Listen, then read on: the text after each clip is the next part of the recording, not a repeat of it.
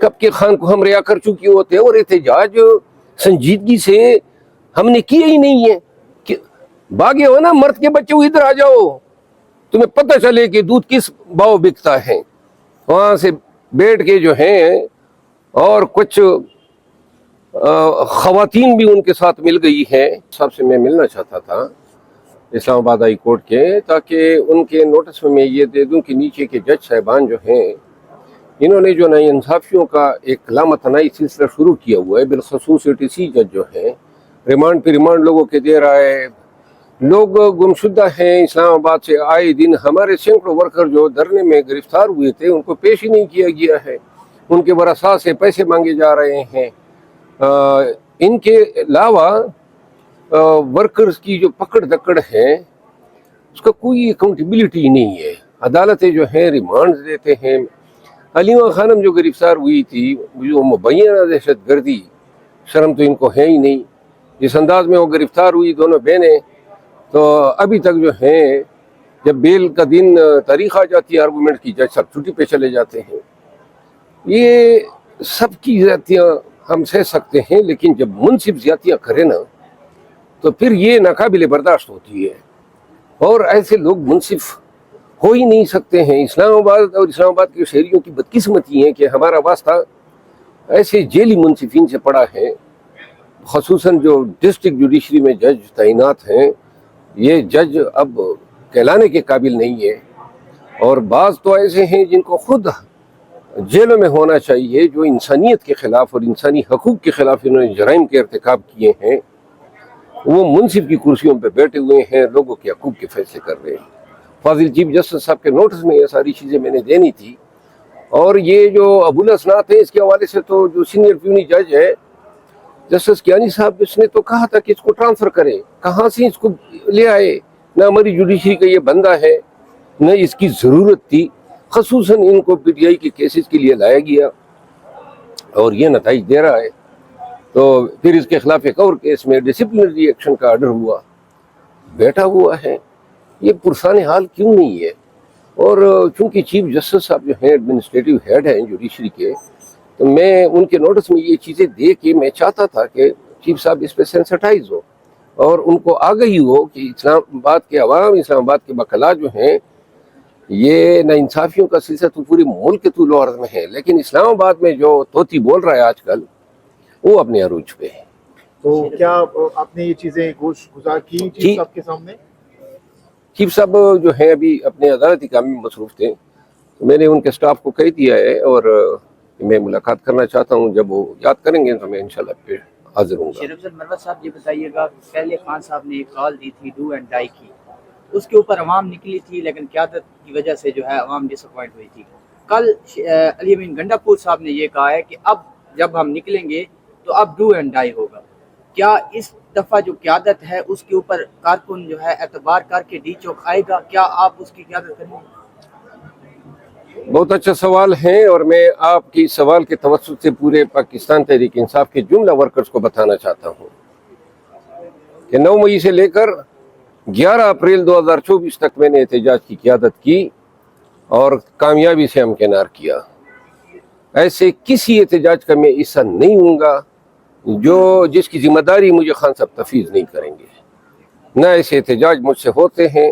احتجاج ہوگا، ایک ہوگا اور منطقی انجام تک پہنچایا جائے گا.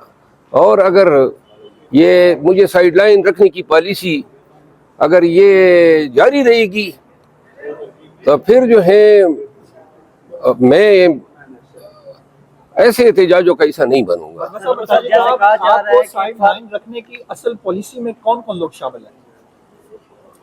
وہی لوگ ہیں جنہوں نے یہ ہمارے بندے ان کے حوالے کیے اور آج بھی ہمارے صفوں میں موجود ہے. سر یہ پھر فارورڈ بلاک کی جو باتیں آ رہی ہیں، فارورڈ بلاک بننے جا رہے ہیں، کیا آپ نے وہ جو علی امین گنڈا پور نے بات کی کہ کس طرح سے وہ KP کے ہاؤس سے پہنچے KP کے تک؟ دیکھیں وہ قصہ پرانا ہو گیا ہے. میں دیکھیں احتجاجوں میں نہ مجھے دعوت دی جاتی ہے. PTI کے ورکر مجھ سے پوچھتے ہیں نا کہ آپ باہر نکلیں، تو میرے تو پاؤں ہی کاٹے جا رہے ہیں. کس طرح باہر نکلوں؟ جب میں نکلتا تھا جب یہ لوگ نہیں تھے تو یا خان تھا یا میں تھا یا پھر عوام تھے، درمیان میں کوئی قیادت نہیں تھی. سنیں تو لہذا احتجاج ہم کرتے تھے. اب جب سے یہ آ گئے ہیں ان کو خدشہ یہ ہے کہ شاید ان احتجاجوں سے میں کہیں اور عروج پا لوں گا، اور عروج رکھو اپنے پاس.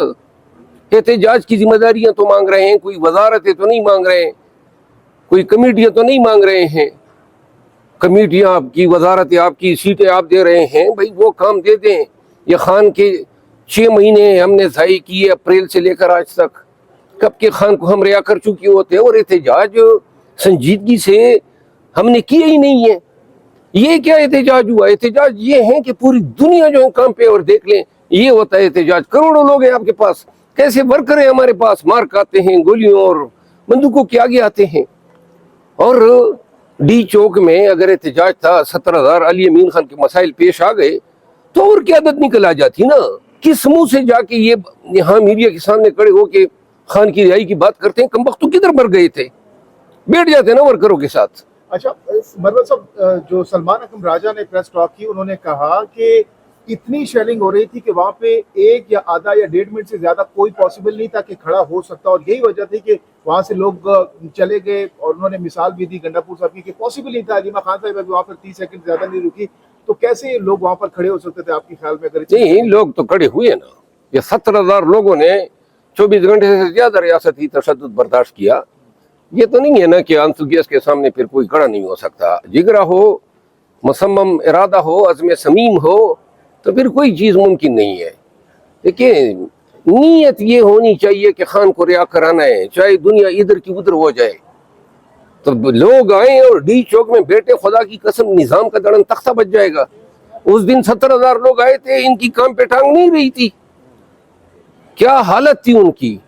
تو لہٰذا پاکستانی جب تک نکلیں گے نہیں، اور ایسے نکلیں اور اس پہ بیٹھے ڈی چوک پہ زیادہ سے زیادہ یہ ایک، لیکن اگر عوام 1 لاکھ سے بڑھ گئے پھر یہ اس پہ شیل بھی نہیں مار سکتے ہیں. مروت صاحب، جو ورکر ہیں وہ کسی بھی لیڈرشپ پہ یقین کرنے کے لیے تیار نہیں ہے، تو کیا پھر ورکر خود سے نکلیں گے؟ نہیں، میں نے کہہ دیا نا، میں نے کہہ دیا، پھر کہتا ہوں. یہ سوشل میڈیا پہ یہ وہ رذیل ہیں، ایک غدار قوم، کیا نام ہے وہ، ہاں وہ عادل راجہ، اور ایک اور خبیث ہے حیدر مہدی. پاکستان تحریک انصاف کے لوگ جیسے جب تک ان کو دھتکاریں گے نہیں، کس طریقے سے یہ لوگ اپنی، اور سارا جھوٹ، اور آج بھی پتہ نہیں کہاں سے یہ بول رہا تھا، سارا سر جھوٹ بولتے ہیں. جب تک پی ٹی آئی کے ورکر قیادت کی بات نہیں مانیں گے. یہ کون لوگ ہیں؟